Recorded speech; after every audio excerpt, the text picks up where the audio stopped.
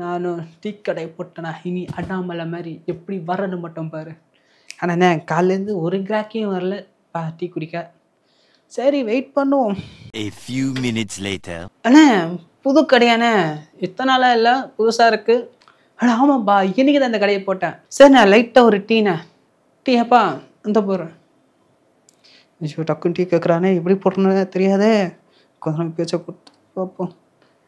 தம்பி என்னப்பா இவ்வளோ சந்தோஷமா இருக்க, என்ன விஷயம்? அதுவாண்ணே நேற்று ஒரு படம் பார்த்தேனே, நம்ம டுவினோ தாமஸ் அவர் நடித்த படம். யாரு? நவீனோ தாமஸா? அட நவீனோ தாமஸ் இல்லைண்ணே, டுவினோ தாமஸ். ஓ ஓகே ஓகே ஓகே. அதாவது நம்ம மாரி படத்தில் நம்ம தனுஷ்க்கு வில்லனா வருவார், சும்மா முடியெல்லாம் நீட்டாக வச்சுக்கிட்டு. ஓ ஆமாம், நம்ம தனுஷ் என்ன படம்? ஓ அவரா? நல்லா பண்ணுவாப்லையே பைபிளில், அவரோட படம் தானே. ஐயா இந்த நாள் எப்படியே பேசிட்டோம், நம்ம எப்படியே டீட்டெயிலாக பார்ப்போம். ஆமாப்பா, இந்த படத்தில் கதையை சொல்ல முடியுமாப்பா? இந்த படத்தில் கதை சொல்றது கஷ்டம்ண்ணே, ஆனால் இந்த படத்தில் ஒன்ல சொல்லலாம். இந்த படத்தில் ஒரு பிளாக்மெயிலர் இருக்கான். ஸோ அவனுக்கு ஒருத்தன் கான்ட்ராக்ட் கொடுக்குறான், இந்த மாதிரி பொண்ணுங்களை வந்து அபாசமாக படம் எடுக்கணும்னு சொல்லி அவன் வேற ஏதோ பிளானுக்காக பண்ண சொல்லியிருக்கான். பட் ஆனால் இவன் என்ன பண்ணியிருக்கான், அவங்க குடும்பத்துக்கு கால் பண்ணி இந்த மாதிரி ஒரு விஷயம் இருக்கு, எனக்கு ஒரு 50 லட்சம் 60 லட்சம் வேணும் அப்படின்னு சொல்லி இவன் மிரட்டி இருக்கான். தக்காளியா, கான்ட்ராக்ட் கொடுத்தவன் சும்மா இருப்பானா?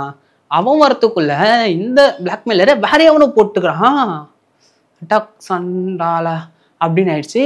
ஸோ போட்டது யாருன்றது கான்ட்ராக்ட் கொடுத்தவனுக்கே தெரில. ஸோ இவங்கிட்ட ஒரு விஷயம் இருந்திருக்கு, அந்த விஷயம் அவனுக்கு தேவை.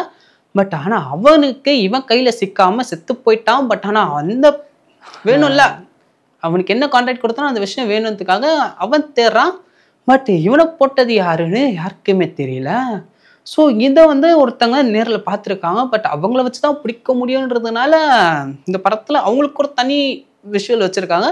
ஸோ இந்த மாதிரி தான் இந்த படம் வந்து இன்ட்ரெஸ்டிங்காக கொண்டு போயிடாங்க. கடைசியில் அந்த கொலைப்பணவன் யார் என்ன அப்படி பிடிச்சாங்களா இல்லையா, ஸோ எதுக்காக இவனுக்கு அந்த கான்ட்ராக்ட் கொடுத்தாங்க, ஸோ என்ன விஷயம் இப்படி போயிட்டுருக்கு அப்படின்னு வந்து சொன்ன விதம் இருக்கு பாருங்கண்ணே. உண்மையே நல்லா இருந்துச்சு படம் பார்க்க. ஒன்ல என்ன கம்மியாக இருக்கேப்பா அண்ணே. இந்த படத்தில் ஃபர்ஸ்ட் ஆஃப் வரைக்கும் பார்த்தீங்கன்னா நம்ம டுவினோ தாமஸ் வந்து சின்ன வயசில் அவங்க அப்பா கூட தான் வளருவாப்புல. அவங்க அப்பா எதுக்கேத்தாலும் ப்ரொஃபஷனாக இருக்கணும், எதுக்கேத்தாலும் சரியாக செய்யணும்னு சொல்லி நம்மளால ஒரு பர்ஃபெக்டாக மாற்றி வச்சுருக்காப்புல. எந்த விஷயத்த எடுத்தாலும் சும்மா பர்ஃபெக்டாக நீட்டாக பண்ணுவாப்புல. ஒரு புக் ஷெல்ஃபில் வந்து பார்த்தீங்கன்னா புக்கை ஆர்டராக அடுக்கி வைக்கிறது, ஒரு பொருள் நவுந்தாலும் அதை கரெக்டாக திருப்பி வைக்கிறது. ஸோ இந்த மாதிரி தான் பண்ணிகிட்டு இருக்காரு. ஸோ இது ஒரு வேலை அதேவே மாறிடுச்சோம். நம்ம ஒரு விஷயத்த சின்ன வயசுல செய்யும் போது அது நமக்குள்ளே ஊறிடும், அது ஆட்டோமேட்டிக்காக அதுவோ ஆரம்பிச்சோம். ஸோ அது மாதிரி தான் நம்ம டுவினோ தாமஸும் செம்ம சைலண்ட் கேரக்டராக காட்டியிருந்தாங்க. ஸோ கடைசி வரைக்கும் என்னையா பண்ணுறாரு அப்படின்னு ஒரு டவுட் வந்துச்சு. ஏன்னா எந்த வேலைக்கும் போகல, எந்த ஒரு இடத்தையும் அவர் வந்து பெருசாக காட்டல, ஒரு சைலண்ட்டாகவும். அதுக்கப்புறம் பார்த்தீங்கன்னா ஆர்டிஸ்ட், அதாவது டிராயிங் வரைகிற ஒருத்தராக காட்டியிருந்தாங்க. ஸோ இப்படியே நம்மளால் சைலண்ட்டாக காட்டும் போது என்னவா இருக்கும் அப்படின்னு யோசிச்சுட்டு இருக்கும் போது இல்லை இன்னொரு ட்விஸ்ட் என்னன்னு பார்த்தீங்கன்னா, இந்த படத்தில் நம்ம த்ரிஷா வந்தாங்க. யாரு? இன்னும் மக்கள் மஞ்சள் சாரியா? ஆமாண்ணா, நம்ம எல்லா சாரியாக்கா வந்திருக்காங்க. இதில் வந்து இவங்களுக்கு சப்போர்ட்டிவாக வந்து நம்ம வினய் ராய் வந்திருக்காரு. ஸோ இவர் தான் இந்த கேஸை இன்வெஸ்டிகேஷன் பண்ணுறாரு. நம்ம த்ரிஷாக்கா பார்த்தா அந்த கொலகாரம் யாருன்றதை நம்ம வினய் ராய் வந்து கண்டுபிடிக்க போகிறாராம். ஸோ இவருக்கு கூட வந்து ட்ராவல் பண்ணுறாரு. ஸோ நம்ம த்ரிஷாக்காவுக்கு வந்து அவன் மூஞ்சி ஞாபகம் இருக்குது. பட் ஆனால் அது வரையத்துக்கு ஒரு ஆள் தேவை. இதுக்கு முன்னாடி ஒருத்தன் வந்தான், ஆனால் அவன் அவ்வளோ மட்டமாக வரைஞ்சிருக்கான் போல. ஸோ இதுக்கு நம்ம கதாநாயகனை கூப்பிட்டுருக்காங்க வரைகிறதுக்கு. ஸோ நம்ம வினய் ராயே கூப்பிட்டு நம்ம ஆளை வச்சு வரைய வச்சிருக்காரு. ஆனால் வரையும் போது ஒரு சஸ்பென்ஸை வச்சாங்க பாருங்க, சரியான ட்விஸ்ட் அந்த இடத்துல. சரி இந்த இடத்துல இப்படி நடந்திருக்கு, ஸோ ஒரு வேளை அவங்க சொல்லும் போது மாற்றி சொல்லியிருக்கலாம் அப்படின்றதுக்காக அந்த சம்பவம் நடந்த இடத்துக்கே கூப்பிட்டு போனாங்க.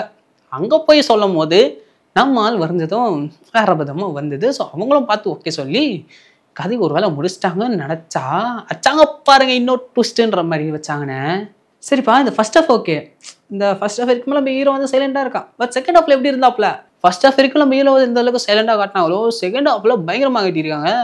தலைவன் சாதாரணமானே கிடையாதான், அசாத்தியமான வரான். ஸோ அந்த மாதிரி காட்டி செகண்ட் ஹாஃப் வந்து ஆட்ட முடிச்சிட்டாங்க. என்னடா செகண்ட் ஹாஃப் வரைக்குமே கொஞ்சம் ஸ்டார்டிங்கில் லோவாக தான் போயிட்டு இருந்தது. ஸோ அதுக்கப்புறம் பிக்கப் ஆகி கிளைமேக்ஸில் தான் நம்மளால் யார் என்ன ஒரு பவர்ன்றதே தெரிஞ்சு நான் பார்த்துக்கோங்கண்ணே. ஸோ அந்தளவுக்கு நம்ம ஹீரோவை எந்த அளவுக்கு மாஸ் காட்ட முடியுமோ காட்டிட்டாங்கண்ணே. அதுலேயே இந்த படத்தில் வந்த வில்லன் கேரக்டர் தாங்க அல்டிமேட்டு. யாருமே நினச்சி பார்த்துருக்க முடியாது. ஸோ இவன் அவனாக இருக்கலாமோ அவன் இவனாக இருக்கலாமோ அப்படின்னு நினச்சிருப்பான். ஆனால் சில பேர் ஈஸியாக கண்டுபிடிச்சலாண்ணே. பொய்யால இவன் தான் அவனு அந்த மாதிரி ஒரு அடையாளத்தோட ஒருத்தர் இருக்காப்புல அந்த வில்லன் கேரக்டருக்கு. ஸோ இவன் எதுக்காக இதெல்லாம் பண்ணுறான் அப்படின்னு யோசிக்கும் போது அதுக்கு ஒரு தனி கதையை வச்சுருக்காங்க. ஆளுக்கு ஒரு கதையை வச்சு நம்மளுக்கு மூச்சு திணற வைக்கிறாங்கண்ணே. ஸோ அந்தளவுக்கு ஃபர்ஸ்ட் ஆஃப் செகண்ட் ஹாஃப் நல்லா இருந்தது. அதுவும் நம்ம ஹீரோ இந்த சைலண்ட் கேரக்டர் மெயின்டைன் பண்ணுறதா இருக்கட்டும், இல்லை ஆக்ஷனாக இருக்கட்டும், இல்லை அவருடைய அந்த ஐக்யூ லெவலாக இருக்கட்டும், இது எல்லாமே வர்ற மாதிரி காட்டியிருந்தாங்கண்ணே. ஆமாப்பா, எல்லாரும் பற்றியும் சொன்னியே, டேரக்டர் பற்றி மிஸ் பண்ணிட்டேன். அவரை என்ன அதானே அகில் பால் தானே இந்த படத்துக்கு டைரக்டரு. உங்களுக்கு ஆல்மோஸ்ட் தெரிஞ்சுக்க வாய்ப்பு இல்லை. ஆமாம் ஆமாம். அவர் இந்த படத்தை வந்து டைரக்ட் பண்ண விதமாக இருக்கட்டும், அந்த கதையை கொண்டு போன விதமாக இருக்கட்டும், இது எல்லாமே நல்லா இருந்துச்சு. ஒரு கதைக்கு என்ன தேவையோ அதை கூட்டு வந்து விட்டுருக்காரு. ஸோ அங்கங்கே அந்த சாங் வைக்கிறது, இந்த ஒவ்வொரு இது காட்டுறது அப்படிலாம் இல்லாமல் இந்த படத்துக்கு என்ன தேவையோ அதை பயங்கரமாக கொடுத்துருக்காருண்ணே. ஆமாப்பா, இதில் அவங்க தான் இருக்காங்களா? இன்னும் மற்றபடி இந்த பேக்ரவுண்டில் ஒர்க் பண்ணுறவங்க ஸோ அந்த மாதிரி யாரும் இருப்பாங்களே இந்த படத்தில்? அந்த மாதிரி என்ன இந்த படத்தில் இந்த கேமரா ஒர்க்கிங் இருக்குல்லண்ணே. ஆமாம் ஆமாம்.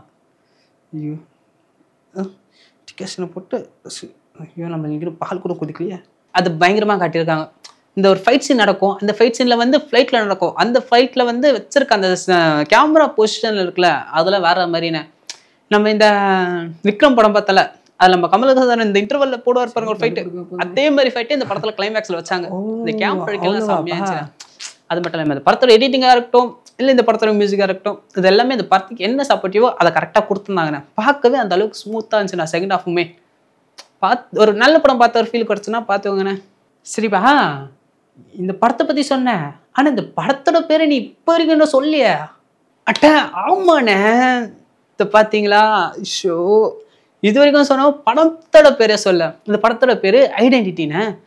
ஸோ ஒருத்தவங்கள அடையாளத்தை வச்சு தான் ஒருத்தவங்க முடிவு பண்ணுற மாதிரி இந்த படத்தோட அடையாளன்றதே அடையாளமாக பேர் வச்சுருக்காங்க. ஸோ ஐடென்டிட்டி அப்படின்னு தான் இந்த படத்தோட பேர். ஸோ இந்த படத்தை போய் பார்த்தீங்கன்னா அந்தளவுக்கு என்ஜாய் பண்ணிங்க, ஒரு ஃபேமிலியோட பார்க்குற மாதிரி தான் இந்த படத்தை எடுத்துருக்காங்க. ஸோ அது மட்டும் இல்லாமல் இந்த படத்தில் இன்னொரு முக்கியமான விஷயம் என்னென்னு பார்த்தீங்கன்னா, இந்த ஐடென்டிட்டி எப்படி வேணால் மாறலாம், ஆனால் யாருக்கு வேணால் மாறலாம் அப்படின்றது தான். ஸோ இந்த படத்தில் சில சஸ்பென்ஸான விஷயம்லாம் இருக்குது. அதை படம் பார்க்கும் போது தான் நல்லா ஜாலியாக இருக்கும், பார்க்க என்ஜாய் பண்ண மாதிரியே இருக்கும். ஒரு வழியாக டீ முடிச்சிட்டோம், கொஞ்சம் வைப்போம். ஐயோ ஸ்மெல்லு வரலையே, என்ன பண்ணுறது? பாடி ஸ்ப்ரே அடிச்சிட வேண்டியதுதான்.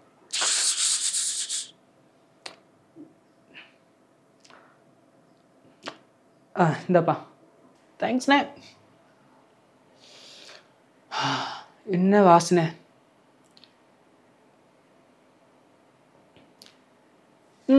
நல்லா இருக்குண்ணே. அதுவும் வாசனை செம்மையாக இருக்கு.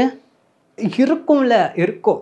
அதனாலப்பா வாசனை வரலையா, அதான் கொஞ்சம் இந்த பாடி ஸ்ப்ரே எடுத்து அடிச்சிட்டேன்ப்பா. என்னண்ணா சொன்னீங்க? அட பாவி, இவ்வளோ நாள் படத்தை கேட்டு எனக்கு பாபா அப்படிக்கா போப்பா. ஏதாவது ஆச்சுன்னா கடையை ஏற்று மூட வேண்டியதாக இருக்கும். சொர்க்கத்துக்கு வழி தருது அது யாரே அடுத்த ரீதி வரைக்கும் உயிரோட இருந்தேன்னா அடுத்த படத்தை பற்றி சொல்கிறேன். மயக்கமாக வருது.